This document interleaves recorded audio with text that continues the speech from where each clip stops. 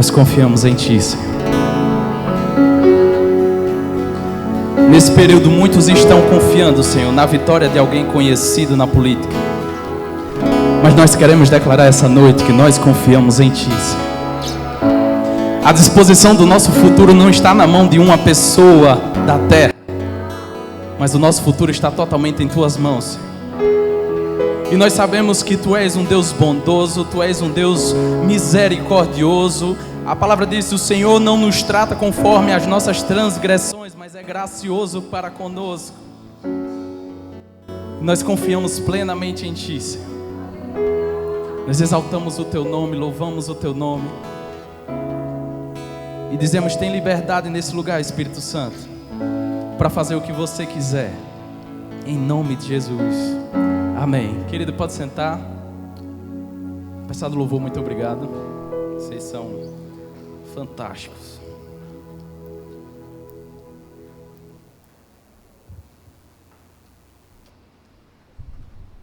Mais uma vez, a paz do Senhor, queridos.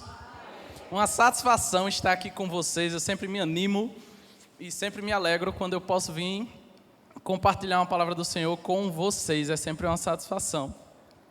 E nesse tempo que eu soube que eu iria ministrar, o Senhor começou a falar algo no meu coração e eu queria compartilhar com vocês. Eu peço, por favor, que você, no início, você se concentre bem, porque a gente vai trazer algumas informações aqui, a gente vai contar algumas histórias da Bíblia que vai construir o final que a gente vai chegar. Então, eu peço, por favor, que você foque de fato aqui. A primeira coisa que eu queria trazer para vocês, e essa é a introdução, não faz muito bem parte da palavra, mas toda palavra que é pregada, a gente tem que ter plena consciência disso, que é o seguinte: o conhecimento é totalmente diferente de experiência.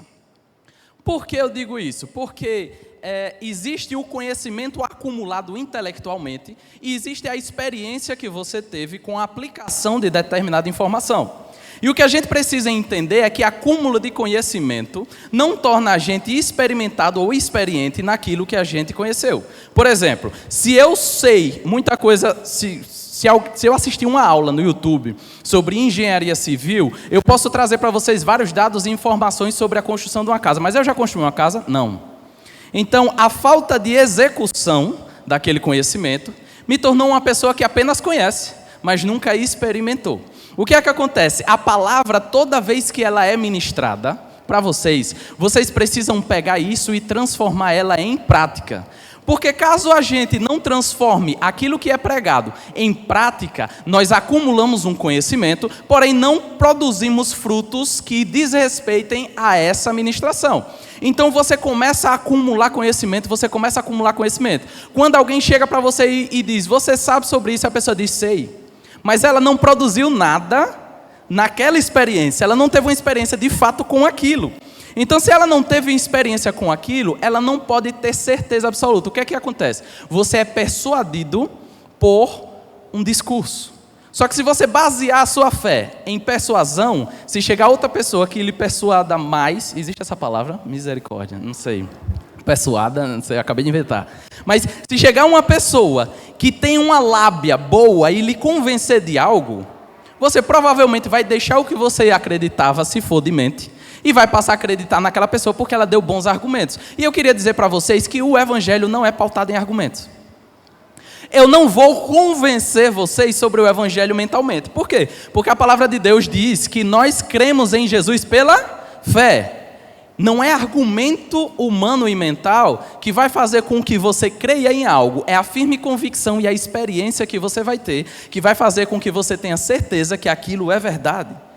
E quando você tem uma experiência pautada na palavra sobre algo que Deus prometeu e de fato aconteceu na sua vida, ninguém que chegue com qualquer argumento que for vai conseguir tirar isso de você. Por exemplo, se você provou na sua vida que Deus é bom, você pode sentar com qualquer pessoa, seja ela do estudo que for, é teólogo e ele quer explicar para você que Deus não é bom. E você vai olhar no fundo do olho dele e vai dizer: Deus é bom. E ele vai dizer: não, mas é por causa disso, Deus fez isso, Deus fez aquilo outro e tal, não sei o quê. Mas você vai dizer: eu provei e vi que Ele é bom. Então, a firme convicção, ela é gerada por experiência. Ela não é gerada por um acúmulo de conhecimento que eu tenho. Eu queria que vocês abrissem a Bíblia em Salmos capítulo 34, versículo 8.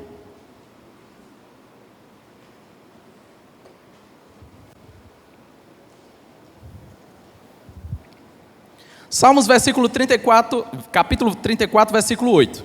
Diz o seguinte: provem e vejam que o Senhor é bom, como é feliz o que nele se refugia. Isso aqui é uma convocação de Davi para que você viva uma experiência com um Deus vivo. Não você seja recheado de informações, ou não é você começar a entender, fulano me disse que é assim que funciona, que é desse jeito, que é desse jeito outro, então Deus é bom por causa disso e disso. Não, você vai provar e você vai ver que Ele é bom. E quando isso acontece, ninguém no mundo pode tirar essa posição de firme convicção de você. Então, o que eu quero trazer para você é que tudo que a gente pregar aqui, você tem que, o mais rápido possível, praticar. Porque quando você pega isso e pratica, você gera resultado e experiência. E aí ninguém mais tira de você. Qual foi o problema daquelas sementes que caíram no meio do caminho, que caiu no espinheiro e que caiu numa terra cheia de pedra? O problema é que elas não entraram na terra e não produziram fruto. E por isso, ou a ave comeu, ou o sol levou, ou a chuva veio e levou. Por quê? Porque não tinha profundidade, não tinha experiência. Então, tudo que a gente pregar aqui, eu peço a você que segunda-feira, o mais rápido possível, você aplique na sua vida. Para que isso não se torne um acúmulo de conhecimento, mas uma experiência viva para você. Amém? É como se fosse um casal de recém-casados. Chegam em casa e a casa está cheia daquelas caixas de presente, sabe? Tem aquela laranjeira que, quando é casamento, o pessoal dá isso, né? Aquele esprendedor de laranja, sanduicheira, né? Eu tinha que repensar a nossa lista de casamento. Eu vou casar de novo só para fazer uma lista melhor, porque todo mundo só dá sanduicheira, um jogo de colher, aquelas espremedor de laranja. Então, o casal chega em casa e está cheio de caixas. Cheio de caixa. Aí a pessoa que deu o presente disse: e aí, gostou do meu presente? E aí? Como é que você responde? Geralmente a pessoa diz: não, gostei muito, mas nem abriu da caixa. Entendeu? Ela disse com a mente que gostou, mas ela não abriu, desembrulhou e usou para provar que aquilo de fato é bom. Então, o que existe é muita gente que tem o conhecimento racional de Deus, mas nunca provou e viu que de fato Ele é vivo, Ele é bom, Ele é perfeito, Ele é amoroso. Então, se você não teve esse relacionamento, a sua firme convicção se torna fraca. E aí ela pode ser levada por qualquer argumento. Então, essa introdução que eu fiz a você é simplesmente para pedir para você que, pelo amor de Deus, eu faço que nem Paulo agora, eu rogo. Essa palavra é muito pesada, eu rogo e bem rogado. Eu rogo a vocês, como se Deus estivesse fazendo apelo para vocês por meu intermédio, que vocês pratiquem o que vocês ouvem. Pratiquem o que vocês estão sendo ensinados, porque isso é muito sério. Lá no céu, quando a gente chegar para prestar contas diante de Jesus, a gente não vai falar sobre o que a gente entendeu e aprendeu mentalmente. A gente vai se prestar conta do que a gente viveu, do que a gente colocou em prática. Então, é muito sério isso, gente, e eu preciso que vocês coloquem essa mensagem que vai ser pregada hoje à noite em prática. A gente vive falando isso: sejam abençoados na prática da palavra, o poder da prática da palavra, porque não depende de mim, depende de você. Porque no que dependia de Deus, Ele já fez, que foi a morte de Cristo Jesus na cruz de Calvário. Então depende de nós agora, amém? Então vamos seguir em frente. A primeira coisa que eu quero trazer para você é Eu quero estender essa imagem aqui do sacrifício de Jesus, da obra completa de Jesus. Abra sua Bíblia em Romanos capítulo 4, versículo 25.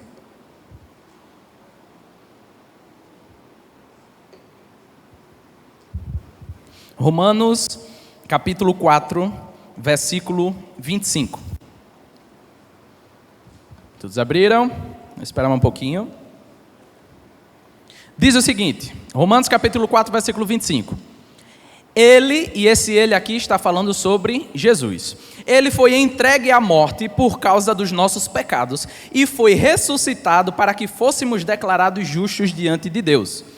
E esse versículo, o interessante desse versículo é que ele mostra duas características da morte e ressurreição de Cristo, do sacrifício de Jesus, que é o quê? Ele morreu com uma finalidade. Qual a finalidade? Está aí no versículo. Acha aí, pelo amor de Deus. Ele morreu pelos nossos pecados. Mas ele ressuscitou por quê? Para a nossa justificação. Olha só, a obra de Jesus consumada na cruz, ela tem duas facetas ou dois lados.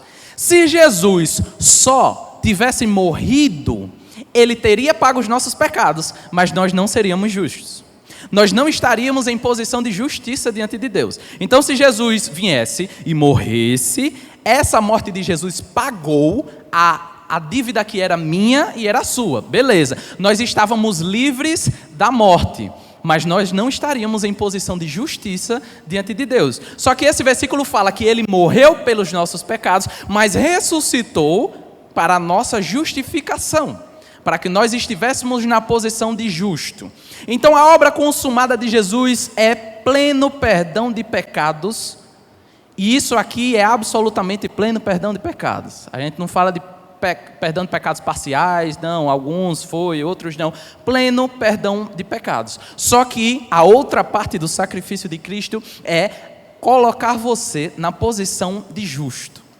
E nessa parte de ser considerado justo, existem várias implicações nisso. Existem vários benefícios no fato de você ter sido colocado na posição de justo. Mas dentre vários, eu quero abordar um aqui em específico, e eu vou começar aí agora para o básico da vida do crente. Isso aqui, a ministração de hoje, de domingo à noite, vai ser falando sobre o básico, porque o poder do básico é fantástico, meu irmão. Se você souber a base e souber fazer bem o que é básico, aí você vai caminhando para o que é avançado. Só que o lance é que a galera quer o avançado sem saber o básico, né? Por exemplo, quando o menino está aprendendo a tocar algum instrumento, eu ensino alguns e tem outros que ensinam também aqui. E quando o cara chega, ele já chega querendo brilhar, sabe? O cara já chega querendo aprender. Não, irmão, eu queria aprender aquele negócio e tal. Eu disse, não, calma aí. Acha um dó aqui. Aí o cara não acha. Eu disse, pronto, vamos começar por aí. Então, começar o básico é a primeira base que você coloca para uma construção grande. É o alicerce. Então, eu quero falar com vocês sobre o acesso que nos foi permitido à presença de Deus por causa do sacrifício de Jesus. Lembra que eu disse, pleno perdão de pecado e posição de justo diante de Deus. Então, se eu tenho posição de justo diante de Deus, eu tenho livre acesso à presença de Deus. Eu tenho livre acesso à presença do Pai. Romanos capítulo 5, versículo 1 diz o seguinte: sendo, pois, justificados pela fé, temos paz com Deus. Então, a posição de justo nos deixou com paz com Deus e nós podemos estar na presença de Deus. Só que olha só, eu anotei uma frase aqui que é o que muita gente pensa, muitos cristãos acham. Olha só, às vezes focamos mais no poder entrar na presença de Deus do que no poder habitar nela. E isso é muito sério. Tem gente que, se eu disser aqui, quantos aqui podem entrar na presença de Deus? Todo mundo sabe que pode entrar na presença de Deus. Só que, e quanto a habitar na presença dEle? E eu queria fazer uma ilustração para vocês, queria chamar aqui minhas duas cobaias, nem avisei a eles que eu ia chamar, vem para cá vocês dois. Traz as suas cadeiras, traz para cá. Eu gosto de mexer com gente na pregação. Eu fui para Palmeira, dei uma tapa na mesa da irmã lá, misericórdia, foi quase que eu quebro a mesa da irmã lá, que estava lá como púlpito. Bota a cadeira dos dois aqui. Aqui. O Felipe já vem. Você está sendo tratado, cara. Vamos lá. Senta um de frente para o outro aí, os dois. Aí vocês fingem que estão conversando. Boa. De máscara não dá nem para saber. Não finge que está conversando, que é de máscara, né? Não dá para saber. Mas olha só, eu coloquei uma frase aqui, tá? Às vezes focamos mais em poder entrar na presença de Deus do que em poder habitar na presença de Deus. Querido, eu não sei se alguém aqui já passou por isso, e eu vou mostrar uma cena do que já aconteceu comigo. Eu acho que alguém já passou por isso. Ali são dois homens muito importantes. Caras, amém, então recebendo aí, receba só coisa boa para vocês. São dois homens muito importantes, um é dono de uma empresa milionária, o outro é dono de outra coisa milionária. Os caras são muito importantes e eu sou funcionário deles. Eu preciso entregar uma coisa para o Felipe, eu fiz um pedido a ele, eu disse, olha, eu queria que você fizesse isso por mim, você pode? Posso, traga para mim o papel, aí beleza. A porta está fechada. E eu sou soldado raso, tá? Eu sou o peão. Pronto. O que é que eu faço? Eu eu tento ser o menos perceptível possível, não é? Eu pego o papel que eu tenho que entregar, abro a porta, os dois estão conversando, finge aí que estão conversando. Os dois estão conversando aqui, eu abro a porta, entro em silêncio, entrego isso aqui, está aqui, e saio. Por quê? Porque eu não quero incomodar, porque são duas pessoas muito importantes. E a segunda coisa, eu não tenho intimidade. Eu não tenho intimidade a ponto de atrapalhar uma reunião de negócios de dois homens milionários. Porque se eu abrisse, e o cara me desse uma bronca, eu não sei se ele ia me dar uma bronca ou não. Eu não sei se de fato, eu entrando lá, ele ia achar isso bom ou iria achar isso ruim. Muito obrigado, vocês podem sentar, daqui a pouco eu chamo de novo. E olha só, muito cristão está agindo dessa forma com a presença de Deus. Deus é poderoso, Deus é o grande eu sou, eu tenho acesso a entrar na presença de Deus, mas você entra, Senhor, está aqui o meu pedido, e sai. Por quê? Porque você tem medo ou você não tem intimidade com a presença de Deus. Só que a primeira coisa que nós fomos instruídos a ter é ter plena confiança de se aproximar do trono da graça, por causa do sacrifício de Cristo Jesus. Eu não disse a vocês que, tendo pois sido justificados pela fé, temos paz com Deus. Se nós temos paz com Deus, nós podemos entrar e nós podemos ficar, nós podemos habitar na presença de Deus. Ter acesso a alguém não significa ter intimidade com alguém. Poder entrar na sala de alguém não significa que você fique à vontade na sala de alguém. E o básico da vida cristã é saber que você tem autoridade dada por Jesus, e não só autoridade, mas você tem permissão de entrar, se sentir à vontade e permanecer na presença de Deus. Deus não é uma pessoa que está esperando, e se você fizer raiva na presença dele, ele dá um cascudo para você se orientar. Não, de fato não é assim. Só que o que falta na maioria dos cristãos é a observância da intimidade na presença. É você saber o que você vai fazer na presença de Deus. Como é que eu habito na presença de Deus? Ninguém me falou assim qual o manual primeiro, onde é que Deus está para eu habitar na presença dele. Ninguém me falou nada sobre isso. E a gente acaba deixando isso de lado e indo para as coisas secundárias. Que é o quê? Vamos para o culto, bora. Mas olha, culto sem intimidade com Deus é você vir para um local. Beleza. Então, vou para o culto. Eita, rapaz, nunca mais li a Bíblia. Vamos ler, né? Vamos ver se o Senhor abençoa. Aí abre aí, Salmo 24, pá. Aí lê aqui rapidinho, deixa ele aberto aqui para dar poder na casa, né? Vou deixar aqui na estante, vou deixar aberto aqui para dar poder na casa. E vamos embora. Só que o que é que rola? Você passou a semana todinha e só se lembrou do Senhor de vez em quando. Só que você foi chamado para habitar na presença dEle. Você foi chamado para permanecer diante dEle com justiça e retidão. E não a sua própria justiça, mas a justiça de Cristo Jesus conquistada na cruz do Calvário.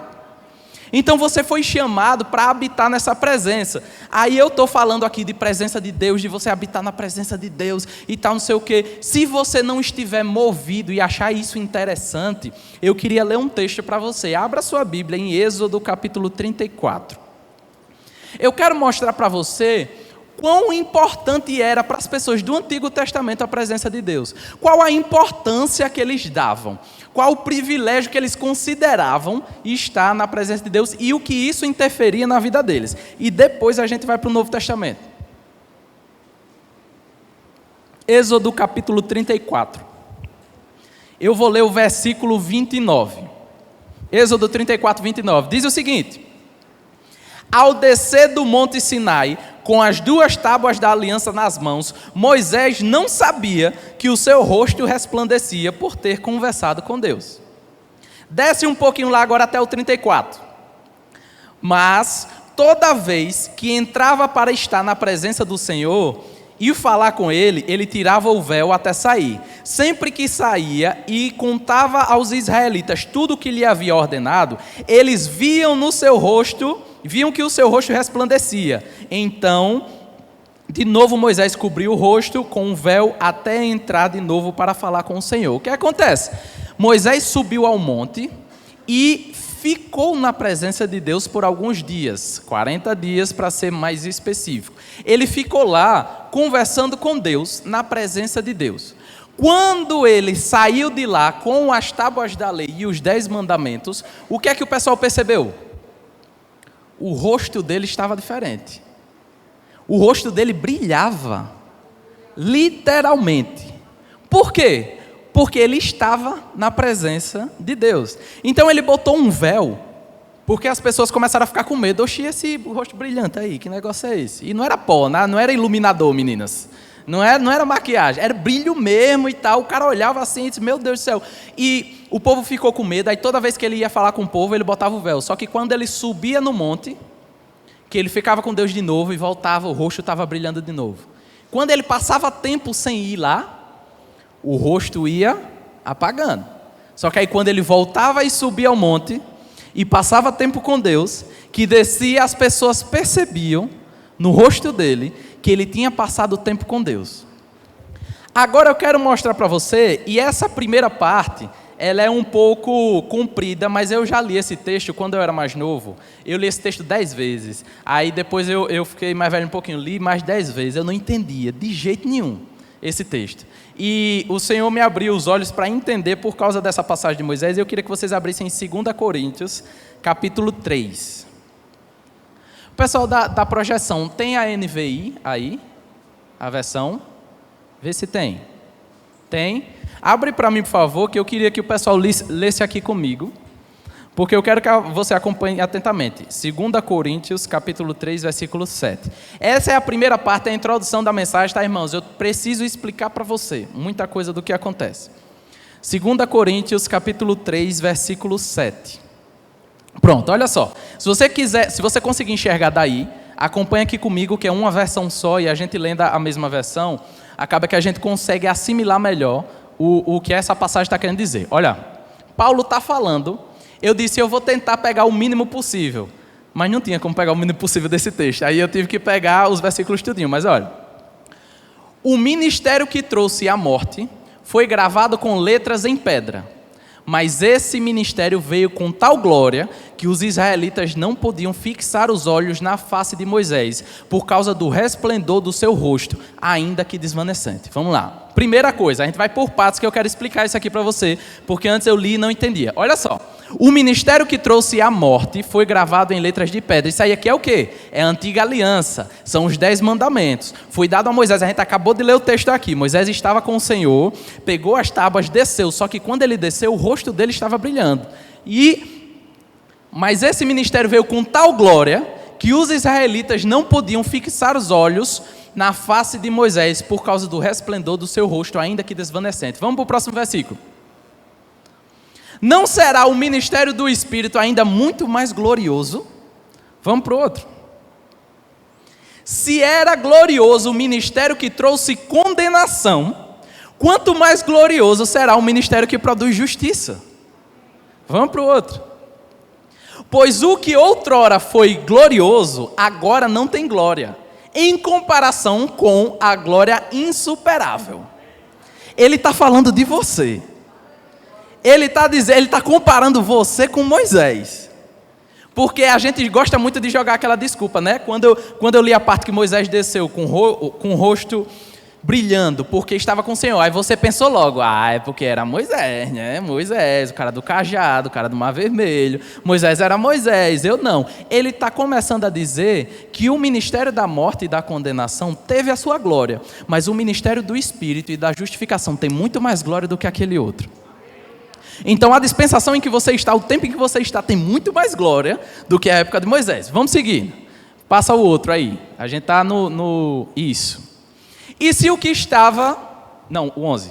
E se o que estava se desvanecendo se manifestou com glória, quanto maior será a glória do que permanece. Vamos para o outro. Portanto, visto que temos tal esperança, mostramos muita confiança. E essa confiança é justamente em entrar na presença de Deus e permanecer na presença de Deus. Vamos lá. 13. Não somos como Moisés, que colocava um véu sobre a face para que os israelitas não contemplassem um resplendor que se desvanecia. Vamos para o próximo. Na verdade, as mentes deles se fecharam, pois até hoje o mesmo véu permanece quando é lido a antiga aliança. Não foi retirado, porque é somente retirado em quem? Em Cristo, que ele é removido. Pode passar. De fato, até o dia de hoje, quando Moisés é lido, um véu cobre o seu rosto, os seus corações. Pode passar. Mas quando alguém se converte ao Senhor, o véu é retirado. E o próximo? Ora, o Senhor é o Espírito, e onde está o Espírito do Senhor, ali há liberdade. Vamos para o próximo. E todos nós, que com a face descoberta contemplamos a glória do Senhor, segundo a sua imagem, estamos sendo transformados com glória cada vez maior, ao qual vem do Senhor, que é o Espírito. Beleza, aqui foi uma overdose de contexto de versículo, né? Mas eu quero explicar para você cada um deles. Porque nós estamos vivendo a vida, às vezes despercebido da real importância da presença de Deus e que nós habitamos na presença de Deus. Nós estamos vivendo e ignorando o fato do maior privilégio da humanidade é estar na presença de Deus e contemplar Ele, contemplar a face dEle, contemplar a glória dEle. Esse foi um preço tão alto para a gente poder habitar na presença de Deus, que é um desperdício a gente ignorar essa dádiva. É a mesma coisa que você jogar algo muito caro no lixo, você desprezar o fato de que Cristo morreu pelos seus pecados, mas Ele ressuscitou para que você estivesse em posição de justiça diante de Deus. E essa posição lhe dá o direito de permanecer e habitar na presença dEle eternamente. Amém? Olha só, primeira parte, ele diz que o ministério da condenação tinha sua glória. Moisés subiu ao monte, passou o tempo com Deus e ele desceu com o rosto refletindo, gente. Moisés passou tempo com o Senhor e o rosto dele mostrava para as pessoas que ele tinha passado tempo com o Senhor. E aí, nesse versículo de Coríntios, Paulo fala o seguinte: aquele tempo não é maior do que esse. Você está vivendo numa dispensação que tem maior glória do que a anterior. Você está vivendo num tempo onde a herança que você tem é maior, as bênçãos que você tem é maior, o privilégio do acesso que você tem à presença de Deus é muito maior. Só que a gente está negligenciando a presença de Deus no secreto. E é esse o ponto onde eu queria chegar. É esse o ponto que Jesus falou: entra no teu quarto, fecha a sua porta e ore ao seu Pai. Às vezes a gente vive a nossa vida corrida, a nossa vida aperreada, a nossa vida de afazeres, a nossa vida de muitas coisas para resolver, e a gente passa o dia sem usufruir da coisa que é o maior privilégio de um ser humano: é estar na presença de Deus e olhar para Ele, contemplar a glória dEle, ser totalmente transformado pela glória dEle. Olha o que Paulo falou, que quando a gente contempla a glória, nós somos transformados. É como uma luz que bate em mim, a luz de Deus bate na minha vida e começa a me transformar. Ela começa a mudar o meu caráter, ela começa a mudar os meus valores e ela começa a mudar o meu coração para se voltar à real identidade que eu tenho, que é qual? Imagem e semelhança do nosso Criador. Você foi feito imagem e semelhança de Deus. E às vezes o mundo quer dizer para você que você não tem valor, ou que você não vale nada porque você não é rico, ou porque você não tem algo, ou porque você é uma pessoa fora dos padrões de beleza, ou porque você não é uma pessoa que consegue cativar multidões, ou porque o mundo quer dizer que você não tem valor. E Deus viu tanto valor em você que mandou Jesus na cruz do Calvário para morrer por você, e não só morrer por você, mas ressuscitar e colocar você numa posição de justiça diante de Deus, para que você pudesse habitar na presença de Deus eternamente. Só que isso foi conquistado com preço de sangue, e isso é ignorado por causa da correria da vida. Eu não quero trazer, e a gente vai continuar falando sobre isso, eu não quero trazer aqui uma mensagem de condenação para você dizer: meu Deus, eu não estou buscando o Senhor, meu Deus, eu não estou orando e tal. Eu não quero isso. Eu quero que você tenha desejo de entrar no seu quarto, fechar a sua porta e passar tempo com Ele. Porque isso é o básico do crente. E se isso não acontecer, as outras coisas vão ser meras apresentações. Porque esse contexto que Jesus disse, quando você quiser orar, entre no seu quarto, ele estava se referindo aos fariseus também.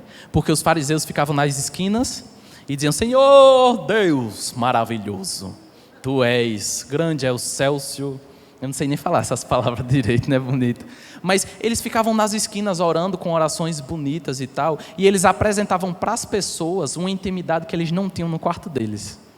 E o problema é que às vezes a gente quer avançar para o próximo nível da caminhada cristã sem resolver o primeiro nível da caminhada cristã.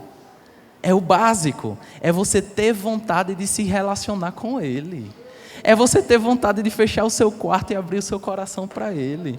É você ter vontade de gastar tempo com Ele. E não é gastar tempo, é investir tempo com Ele. Porque Paulo disse que a glória que desvanecia de Moisés em nós é eterna. Ele diz que o tempo que eu passo com Deus muda a minha vida de uma forma que as pessoas lá fora vão perceber. E isso faz de fato toda a diferença. Olha o que eu pesquisando em casa, eu percebi algo muito interessante, uma tecnologia que criaram. Eu gosto muito de estudar, de ver coisa de tecnologia, o que estão lançando. Essa tecnologia é até antiga, mas todo mundo está começando a usar agora. Alguém aqui já ouviu falar sobre NFC? Já ouviu? O cara manja do negócio. NFC é uma tecnologia de transferência por aproximação. Essa é a definição de NFC. E essa tecnologia está no celular, pessoal. Olha só, se você quiser passar alguma coisa do seu celular para uma outra pessoa e os dois tiverem NFC, você aproxima os dois e isso é passado de forma tranquila, certo? Isso você só aproxima, ele passa, é a conexão mais segura que existe, é mais segura do que o Wi-Fi, é mais segura do que o Bluetooth. NFC tem cartão de crédito agora com NFC. Você pega o cartão, aproxima ele na maquineta e ele já faz o pagamento, já faz tudo já. Não precisa inserir cartão, digitar a senha, depois tira o cartão, tá? Não, ele já faz tudo quando você habilita, tá? Então, olha que interessante, quando eu estava meditando sobre passar tempo com Deus, quando eu estava meditando sobre o tempo no secreto com Deus, Deus me lembrou desse lance de NFC. É que loucura, né? Deus é fantástico. Mas Ele me lembrou desse lance de NFC e Ele disse: quer ver, a mesma coisa acontece com alguém que fecha o seu quarto, dobra o seu joelho e fala comigo. O meu espírito começa a transferir coisa para o espírito dele que a mentalidade dele não conseguiria entender. Sabe, por isso que eu comecei a nossa mensagem dizendo que o evangelho não pode ser passado para você por argumentação. Você tem que entender no seu espírito e você precisa crer. Só que a firme convicção só é gerada quando você passa tempo com Ele. Quando você encosta nele, quando você entra no seu quarto, no seu secreto e junta com Ele, Ele começa a passar coisas para você que as circunstâncias estão dizendo tudo ao contrário. Mas você passou tempo com Ele. Você sabe que isso é verdade. A palavra de Deus diz: crê no Senhor Jesus e será salvo tu e tua casa. Mas você está vendo todo mundo perdido ao seu redor. Você está vendo todo mundo indo para longe de Deus, só que você entra no seu quarto, dobra o seu joelho, encosta nele, junta com ele e isso começa a passar para você com uma certeza tão grande que você não precisa ver para você crer.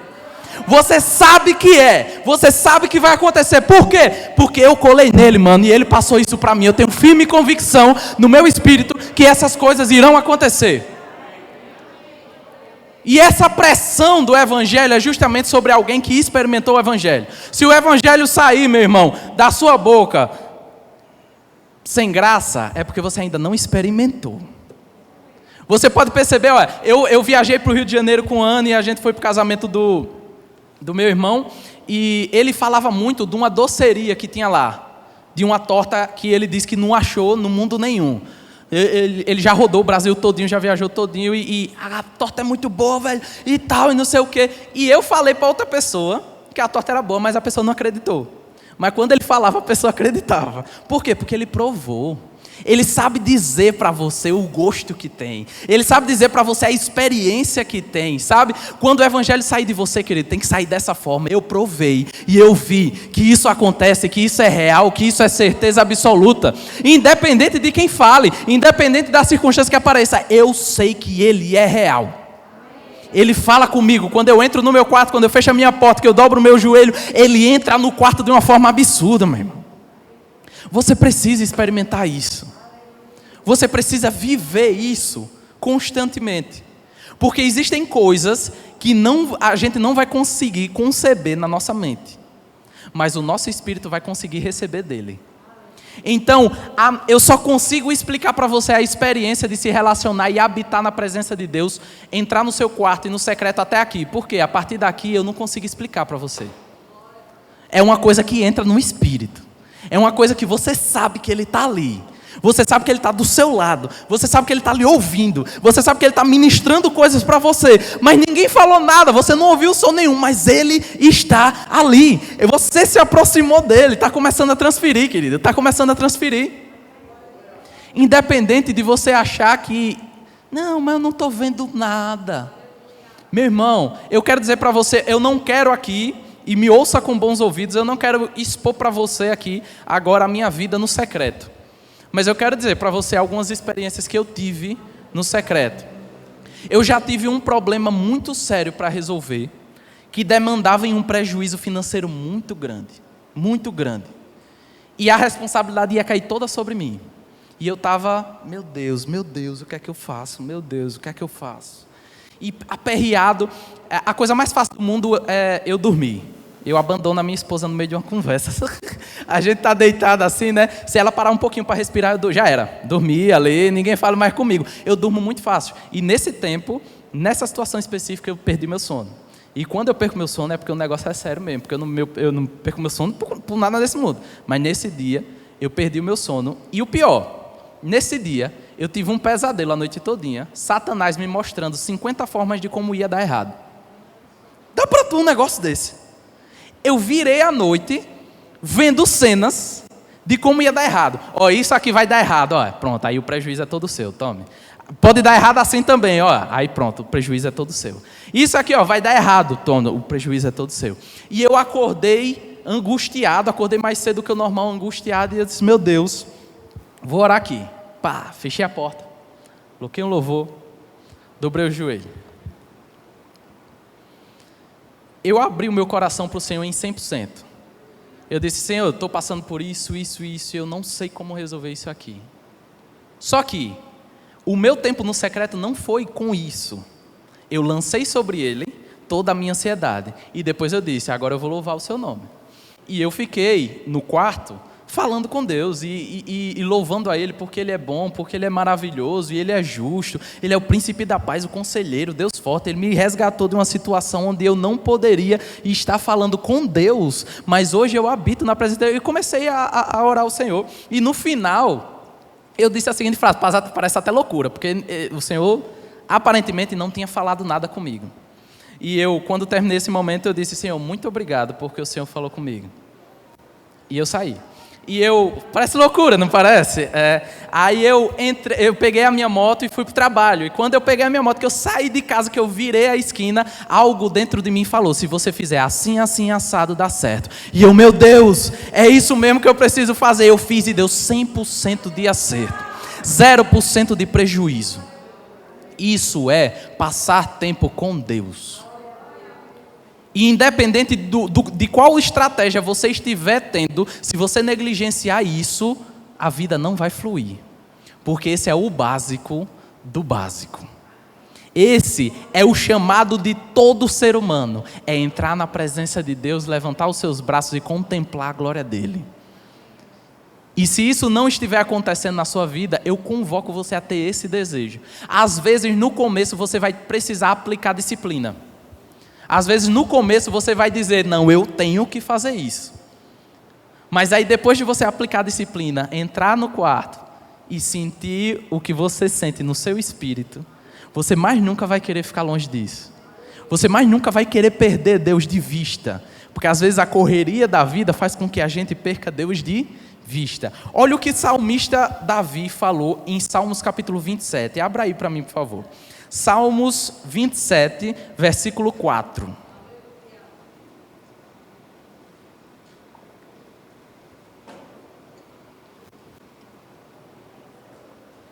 Salmos 27, versículo 4. Eu vou ler na versão da Bíblia Viva. diz o seguinte: uma coisa realmente desejo do Senhor, é o privilégio de viver durante toda a minha vida na sua presença, para descobrir a cada dia a bondade do Senhor e buscar a sua orientação. Olha o que Davi disse, querido. Em outras versões disse: uma coisa eu peço ao Senhor e a buscarei, que eu possa habitar na sua presença para sempre. Só que ele diz a finalidade. Para quê? Para que eu possa descobrir a cada dia a bondade do Senhor e buscar a sua orientação. Querido, na presença do Senhor em secreto, existem estratégias, existem ideias, existem solução de problemas, existem resolução de problemas de família, existe toda a provisão que você precisa, habita na presença dEle. Só que a gente precisa entender que a gente precisa ir lá e habitar. Não é que nem aquela reunião que eu mostrei aqui para vocês. Não é você entrar na presença de Deus, dizer: Senhor, está aqui o meu pedido. Quando o Senhor puder, o Senhor atende. Valeu. E sai. Você foi resgatado por Cristo Jesus para habitar ali. Naquela reunião dos homens importantes, porque o Senhor, Deus do universo, é a pessoa mais importante do universo, Ele está sentado com Jesus numa reunião, aí tu entra lá e senta lá com eles, e fica lá o resto da sua vida, até a eternidade. Esse é o nosso chamado. Nós fomos convocados para habitar na presença dEle. E Davi queria isso. Ele desejava isso. Uma coisa eu peço ao Senhor e vou buscar, que eu possa habitar na presença dele para sempre. Um dos votos que Davi fez, e por isso Davi foi chamado de um homem segundo o coração de Deus, foi o seguinte: naquela época a presença de Deus era representada pela Arca da Aliança. Quando Davi assumiu seu reinado, a Arca da Aliança estava cativa em um povo estranho. E ele disse: eu não vou sossegar os meus olhos, nem fechá-los para dormir, até que eu volte a presença do Senhor para cá e restaure a casa do Senhor e a presença do Senhor seja estabelecida aqui. O desejo de Davi era pela presença, não era para vencer mais uma vitória, não era para ter mais um reino próspero, não era para ter muito dinheiro. O desejo de Davi era restaurar a presença de Deus que se havia perdido. E hoje nós temos crentes com tudo que Jesus conquistou, e às vezes a gente quer saber de tudo, menos de habitar na presença. Cara, a presença é a presença de Deus. Sabe aquele Deus poderoso, justo e forte que a Bíblia diz em Salmos, que na presença do Senhor os montes derretem como cera. A presença de Deus tão poderosa, sabe? É uma presença tão pesada, mas para a gente, por causa de Cristo Jesus, se tornou tão leve, que a gente tem o privilégio de estar lá, velho. De falar com Ele, de ter comunhão com Ele. Hoje de manhã nós estamos falando lá na Juvenal, nos jovens, nós estamos falando muito sobre propósito. E hoje a gente leu a história de Enoque. Sabe qual foi a história de Enoque? A história de Enoque é que ele viveu, teve o seu filho chamado Matusalém, depois viveu 365 anos ao todo, andou com Deus e Deus tomou para si. Ele andava tanto com Deus, ele teve tanta intimidade com Deus, que Deus quis ter ele. E venha para cá, sabe? Ele prezou tanto pela presença de Deus e por andar com Ele, que Deus também correspondeu da mesma forma. Opa, venha para cá, cara. A presença de Deus é o maior privilégio que qualquer ser humano pode ter. Se Deus lhe der uma casa própria no valor de 500 mil reais, isso é uma maravilha, mas não compra e não paga o privilégio de estar na presença de Deus. Se por um acaso o Senhor trouxer para você uma empresa milionária, uma empresa bem sucedida, você tiver uma família bonita, você fizer viagens para Paris, você fizer viagem para a Europa, nada disso paga o privilégio de você poder habitar na presença de Deus. E quando tudo isso acabar, e quando tudo isso perecer, com a vinda de Cristo Jesus, sabe o que é que vai permanecer? A sua intimidade com Deus na presença. Porque a presença é eterna, ela não é passageira. E às vezes a gente empenha tanto esforço em construir algo que é perecível, e a gente se esquece de investir em algo que é eterno.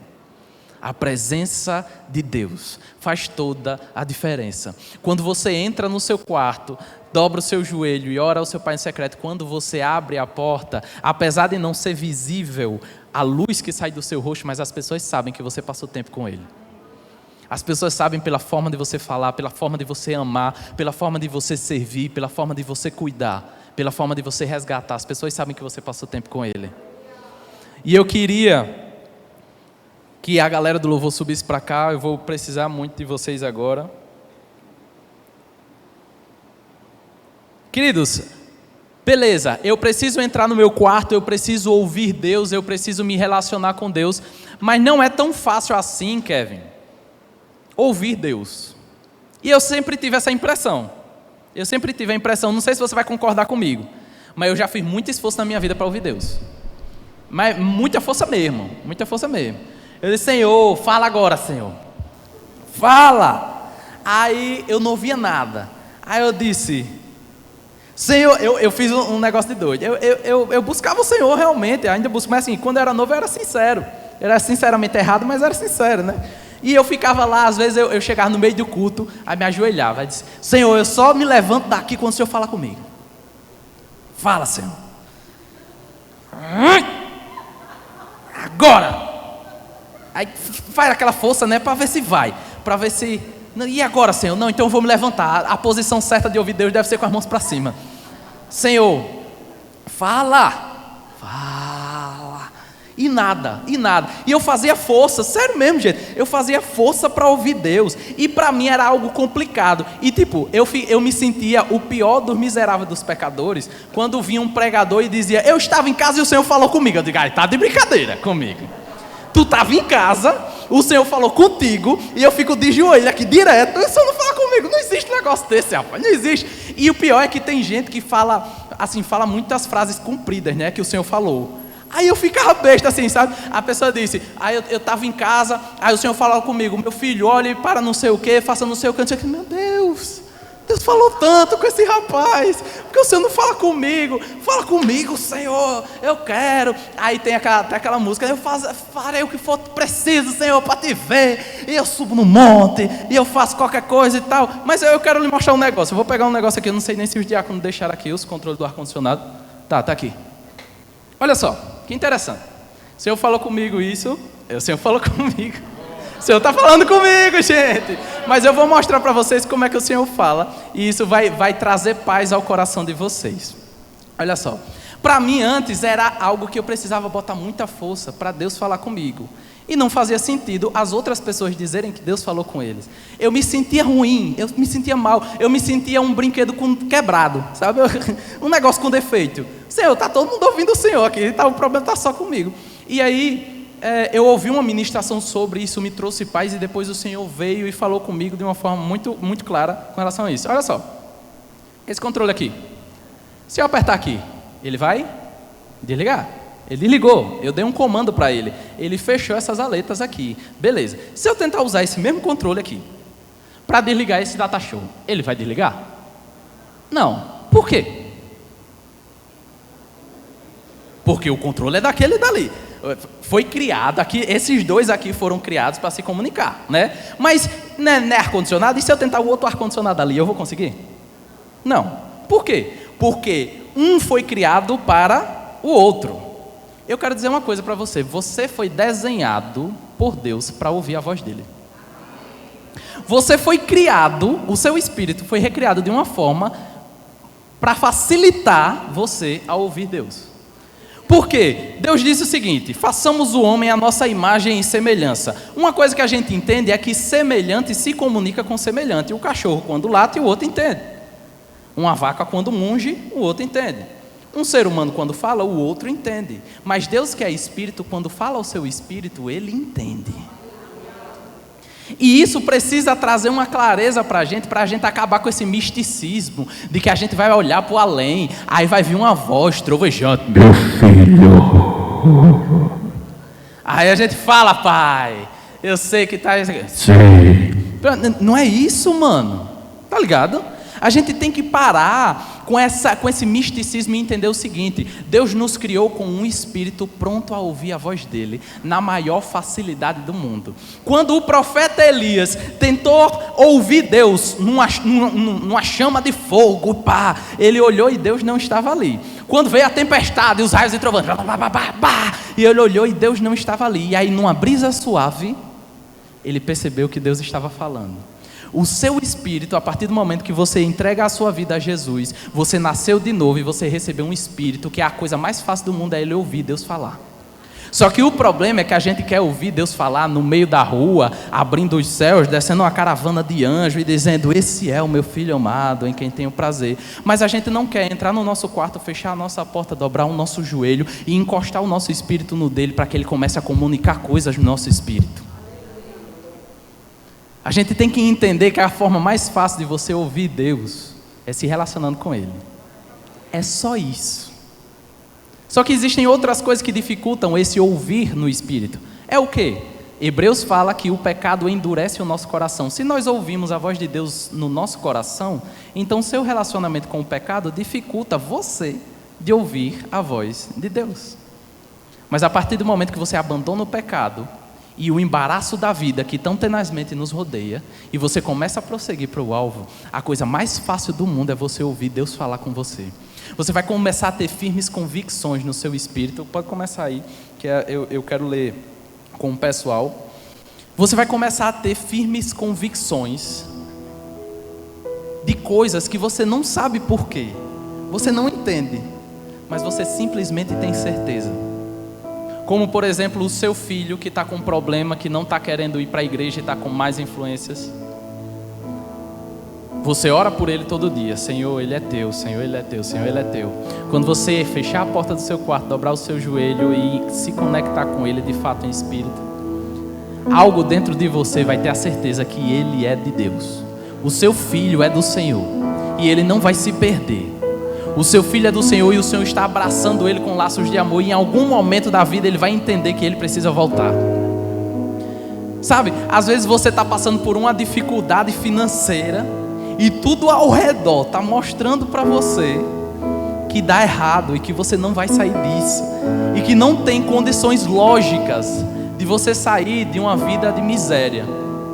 Mas quando você fecha a sua porta, dobra o seu joelho e você encosta o seu espírito no dele, ele começa a comunicar que você é rico, que você é próspero, que ele nunca viu nenhum justo passar necessidade, nem a sua descendência mendigar o pão.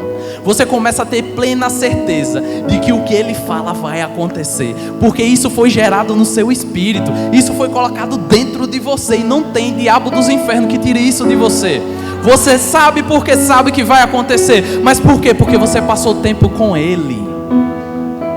Você parou e olhou para ele, e depois de passar tempo com ele, você chegou e agora o seu rosto brilha. O seu rosto não é de uma pessoa que está passando necessidade. O seu rosto é de uma pessoa plenamente suprida. O seu rosto não é de uma pessoa derrotada, mas o seu rosto é de uma pessoa que é mais que vencedora.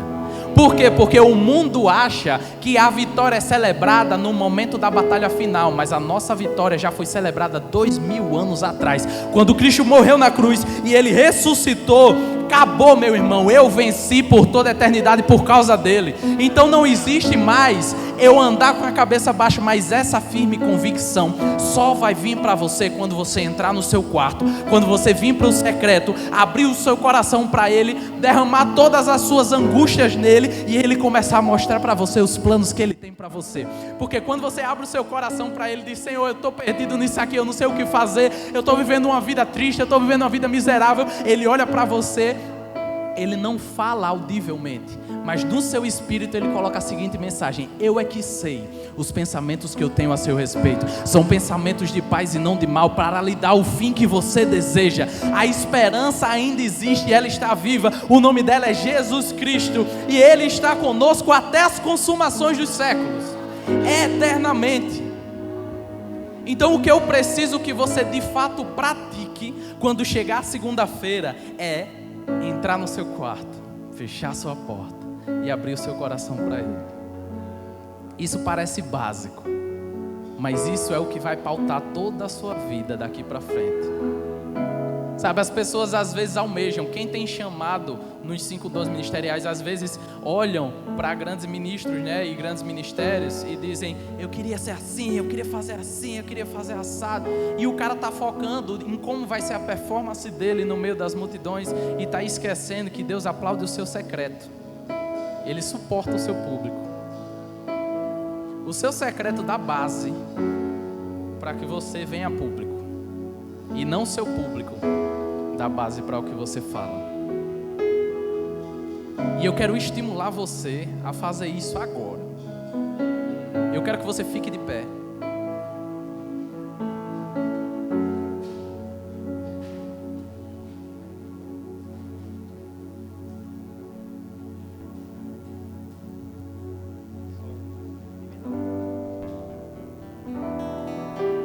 E eu quero fazer com vocês aqui, isso é meio que uma aula, tá?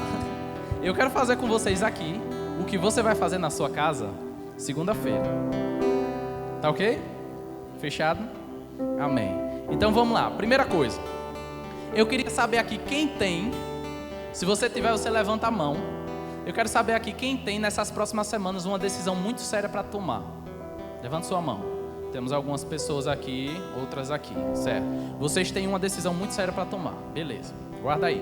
Eu quero saber agora aqui, quem tem uma situação impossível que não consegue resolver e o Senhor precisa resolver para você. Levanta a mão. Temos algumas pessoas aqui também. Seguinte, pessoal. O pessoal da projeção pode botar aí para mim o que eu pedi?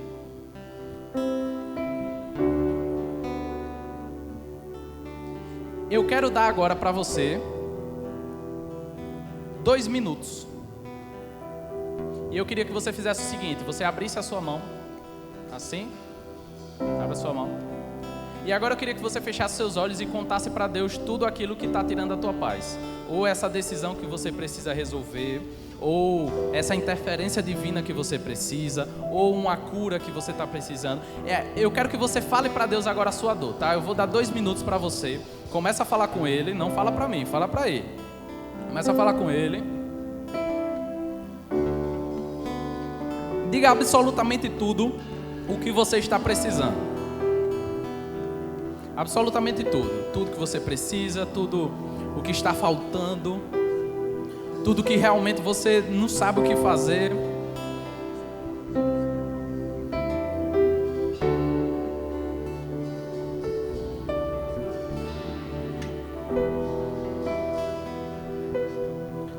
Pronto. Agora olha para mim. Mantenha suas mãos assim. Agora eu quero que você pegue e feche a sua mão, como se você estivesse segurando os problemas que você falou.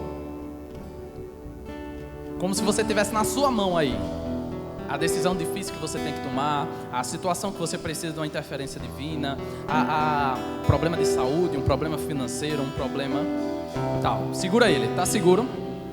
Agora olha só. 1 Pedro diz o seguinte: lancem sobre ele todas as suas ansiedades, porque ele tem cuidado de vocês. A primeira coisa que nós começamos esse processo aqui de oração, você falou todas as suas necessidades. E eu não quero aqui reprimir isso. Por quê? Porque a Bíblia diz que nós precisamos fazer ouvido todas as nossas petições a Deus. Então, de fato, nós precisamos entrar no nosso quarto e orar por algo e pedir ao Senhor, porque é Ele quem temos para contar.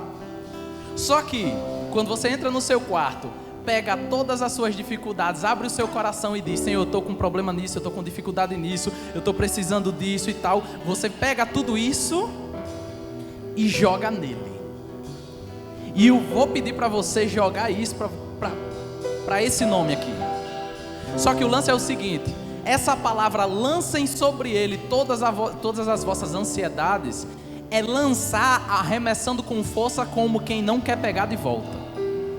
Esse é o significado da palavra, é lançar arremessando com força como quem não quer pegar de volta. Então a primeira coisa que a gente vai fazer aqui é que você vai mirar bem no meio desse nome aqui. E você vai jogar tudo isso que você falou. Eu vou contar até 3. Cuidado só com a pessoa que está na sua frente, para você não bater nela. Mas eu vou contar até 3. E você vai lançar nele. A equipe de música vai aquecendo aí. 1. A primeira coisa que você precisa saber: ele não é homem para que minta, nem filho do homem para que se arrependa. Se ele disse que vai resolver, ele vai resolver. 2. O nome dele é Senhor dos Exércitos. Ele nunca perdeu uma guerra. Ele nunca se esqueceu de nada. E ele nunca deixou de fazer nada em toda a eternidade. Ele sustenta os planetas em perfeição, sem nenhum trombar no outro. Isso significa que Ele tem total controle nas mãos. Eu estou falando para você características dele. E eu quero que você entenda em quem vocês estão lançando as ansiedades de vocês. Eu quero que você entenda bem para quem você está mandando. Porque depois que você jogar, você não pega de volta. Depois que você lançar sobre ele, considere resolvido. Independente de você ver ou não. Porque o nosso espírito vai saber, por firme convicção, que está feito, está resolvido. Amém? Então eu vou contar no 3. E no 3 você vai jogar aqui e você vai começar a exaltar o nome dele. Amém? 1, 2, 3. Pode jogar. Jogue para ele. Ele resolve. Ele aguenta a parada. Ele é o Senhor dos exércitos. Ele é o Todo-Poderoso. Ele faz. Ele faz. Eu nunca vi ele perder, eu nunca vi ele errar, eu nunca vi ele sair em perca. Quando ele se levanta, é para vencer. Preste atenção. Esse vai ser a primeira parte do seu devocional todo dia. A primeira parte do seu devocional todo dia é acordar, fechar sua porta, entrar no seu quarto, agradecer ao Senhor pela vida que Ele lhe deu e lançar sobre Ele as suas ansiedades. Agora vem a segunda parte. A segunda parte é olhar para Ele e louvar o nome dEle. E é isso que a gente vai fazer agora. Sabe por quê? Porque quando a gente olha para Ele, algo dEle vem para a gente e começa a refletir na gente, começa a mudar a vida da gente. Então o que a gente precisa não é olhar para o nosso problema, é levantar os nossos olhos e olhar para Ele. O que a gente precisa é exaltar o nome dEle, é glorificar o nome dEle. Ah, tá com problema, tá tudo perdido, eu não quero saber não, eu entreguei a Ele, Ele vai resolver. Eu quero louvar o nome dEle, eu quero exaltar o nome dEle. Eu não vou perder tempo com coisas pequenas. Eu vou exaltar o nome dEle, com tudo que eu tenho, com toda a força do meu ser. Porque a presença dEle e o sacrifício de Jesus que me fez habitar na presença dEle foi demais. Eu preciso usufruir disso. Eu preciso viver nesse ambiente, na presença de Deus. Eu preciso habitar aqui. Então a equipe de música vai começar a cantar. E eu não quero que você dependa da equipe de música. Porque às vezes a gente terceiriza até a nossa adoração para Deus e diz, vai lá pessoal, canta aí. Não, eu quero que você abra o seu pulmão agora, que você cante a Ele. Sabe por quê? Porque a sua ansiedade e o seu medo já foi lançado nele. Está na mão dele, você não tem mais isso. Você não precisa se apegar a isso. Está na mão dele. Então gaste tempo louvando ao nome dele e olhando o quanto ele é bom. Vamos cantar? A Ele a glória,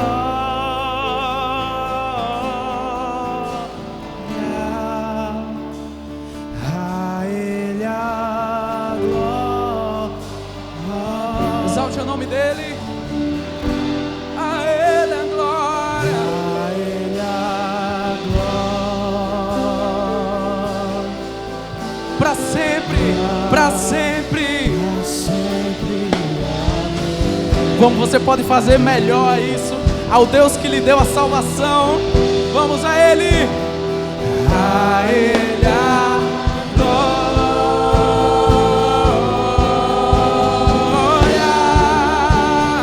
A Ele a glória. A Ele a glória. Para sempre, amém. Pra sempre, amém. Agora eu quero que você faça o seu louvor. Comece a dizer a Ele que Ele é bom. Comece a dizer a Ele o quão maravilhoso Ele é. Senhor, nós te exaltamos, nós bendizemos o Teu nome, Pai. Pois só Tu és Deus, só Tu és soberano, só Tu és poderoso, só Tu és, Senhor. Nós cremos no Teu poder, nós temos na Tua bondade. Tu és bom, o Teu amor dura para sempre, a Tua misericórdia dura para sempre.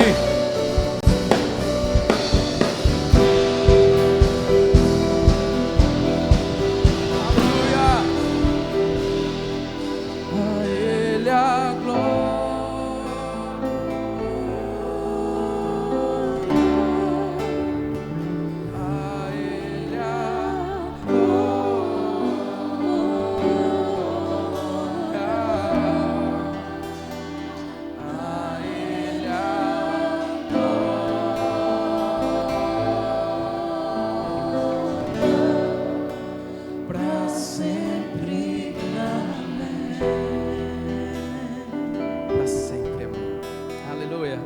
agora a gente vai para a terceira parte do seu devocional. Querido, eu estou ensinando para você o beabá, o básico. Você já orou ao Senhor entregando toda a sua ansiedade? Você já disse a Ele tudo que você precisava? E aí você lançou sobre Ele. Quando você lançou sobre Ele, você não pega de volta. Então o que é que eu faço agora? Eu exalto ao Senhor, eu louvo o nome dEle. Então você vai pegar um tempo do seu devocional de manhã, você vai começar a louvar o nome dEle. E agora vem a terceira parte, que é você vai ouvir Deus falar. E você vai abrir a sua Bíblia. E eu queria que o pessoal botasse, a gente tem a versão NVT aqui, tem. Coloca para mim Salmos 84. E é o seguinte, pessoal. Eu estava orando em casa hoje sobre essa palavra que eu ia ministrar. E eu disse ao Senhor, Senhor, eu queria uma palavra específica para o pessoal. As pessoas que vão orar, que vão entregar sua ansiedade, que vão ouvir sobre habitar na tua presença e o privilégio de poder entrar no quarto, abrir o coração e o Senhor estar lá. E eu queria dar uma palavra profética, uma palavra para agora, uma palavra que Ele quer que você escute agora. Não que a administração toda não seja, isso de fato é. Mas sabe quando você está no seu devocional, que você faz todo esse processo, e aí você senta agora e você abre a Bíblia, e parece que Deus olhou para você e está falando ali, direto com você, pronto. Aí o Senhor me deu essa palavra. Você já lançou sobre Ele tudo, você já louvou o nome dEle, e você está na presença dEle. Olha o que Ele diz para você. Salmos capítulo 84. A gente vai ler até o 7. Olha o que Ele está dizendo para você. Como é agradável o lugar da tua habitação. Isso aqui é Davi falando. Senhor, como é agradável o lugar da tua habitação, ó Senhor dos exércitos. Sinto desejo profundo, sim, morro de vontade de entrar nos seus pátios, nos pátios do Senhor. Com todo o meu coração e todo o meu ser, aclamarei ao Senhor. Até o pardal encontrou um lar, e a andorinha faz um ninho e cria seus filhotes perto do seu altar. Ó Senhor dos exércitos, meu rei e meu Deus. Olha o que ele fala agora. Como são felizes os que habitam em tua casa, sempre cantando louvores a ti. Esse interlúdio é porque é um salmo, pode pular. Como são felizes os que de ti recebem força, os que decidem percorrer os seus caminhos. Quando passarem, olha isso, quando passarem pelo vale do choro, ele se transformará num lugar de fontes revigorantes. As primeiras chuvas o cobrirão de bênçãos. Preste atenção nisso, quando você está nesse lugar de habitação, você passa pelo vale do choro, você entra no seu quarto chorando e sai de lá com um cesto cheio de bênçãos. Você sai com firme convicção de que Ele ama você e Ele está com você para o que der e vier. Você entra no quarto no vale do choro, mas você é levantado e fortalecido. Cada um deles apresentará diante, eles continuarão a se fortalecer. E cada um deles se apresentará diante de Deus em Sião. Olha só, eles continuarão a se fortalecer. E cada um deles se apresentarão em Sião. Sião é uma alegoria para a nossa morada eterna, para o céu. Então a sua caminhada é habitar na presença de Deus, e Ele vai fortalecer você nessa presença. Você passa pelo vale do choro, mas lá mesmo você é fortalecido. Há uma chuva de bênção sobre aquele lugar, e o lugar onde era o vale de choro começa a florescer e mostrar um milagre absurdo. E você continua caminhando, e você continua sendo fortalecido. E quando Cristo vier, cheio de glória, cheio de honra, buscar a sua igreja, Ele vai olhar para você, e você estava no lugar da minha habitação. Você sempre habitou na minha presença. Venha, bendito do meu Pai, entre no reino do seu Senhor. Olha quanta alegria está destinada a você, porque você habita na minha presença. Eu conheço você. Tem gente que me honra só de lábios, esses eu não me conheço, mas eu conheço você. Eu lembro de você no seu quarto ajoelhado comigo, e eu estou vindo agora para levar você para um reino soberano e eterno. Então, querido, é isso que você precisa praticar amanhã. Dificuldades nós temos na nossa vida, tribulações nós passamos na nossa vida, mas se o lugar onde você estiver for o lugar da habitação de Deus, o vale do choro vai ser transformado em um vale de bênçãos. Amém? Então eu só queria perguntar aqui se no nosso meio tem alguém que não aceitou Jesus ainda, não fez de Jesus o seu único e suficiente Salvador. Se tem alguém aqui que quer entregar sua vida para Jesus, levanta a mão que a gente vai orar por você e você vai entrar nessa condição que a gente falou aqui de justo diante de Deus. Todo mundo salvo, glória a Deus. O Senhor quer receber Jesus como seu único Salvador? Vem para cá. Não, vocês podem fazer melhor do que isso. Vocês podem gritar mais do que isso. Vocês podem. Meu Deus do céu. Chega aqui, meu. A palavra do Senhor diz que quando um pecador se arrepende e entrega a sua vida ao Senhor, há uma festa de celebração no céu. Tudo que a gente falou hoje à noite começa a ser real na sua vida a partir de hoje. A gente falou que quem está justo diante de Deus habita na presença dEle. Não existe mais condenação para a sua vida. Não existe mais passado. Existe um futuro brilhante que Ele planejou para você. Isso é o que significa entregar a sua vida ao Senhor e fazer dEle o seu Senhor. Eu queria que você repetisse uma oração comigo. E na realidade eu queria que todo mundo repetisse a mesma oração, porque o Senhor acaba de entrar numa família. Eu queria que o Senhor olhasse para o pessoal que está aqui atrás. Eu queria que o Senhor olhasse para o pessoal que está lá atrás. Essa aqui é a sua família. Todos nós vamos fazer a mesma oração que o Senhor vai fazer. Nós estamos juntos e estamos caminhando rumo à vontade de Deus, boa, agradável e perfeita. Amém? Feche teus olhos, repete comigo. Senhor Jesus, eu reconheço que em mim mesmo não existe capacidade de me salvar. E eu de fato preciso de um Salvador. Então eu abro mão da minha própria justiça e creio que a sua morte na cruz foi para me salvar. Eu entrego a minha vida totalmente a Ti e faço do Senhor o meu Senhor, em nome de Jesus, amém. Deixa eu orar por você agora.